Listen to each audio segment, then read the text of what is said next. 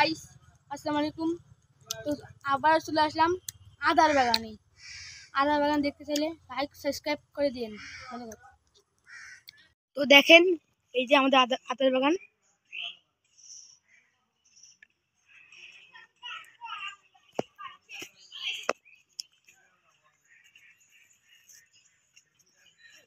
এই দেখেন আদা গাছ কত বড় হয়েছে।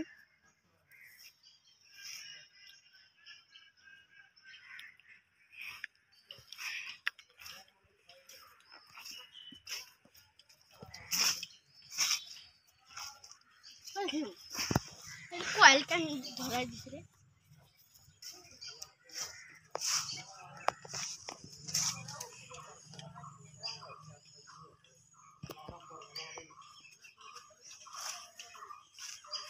মোর আবার নিচে থেকে নারী দে এখন নারীটা সুগা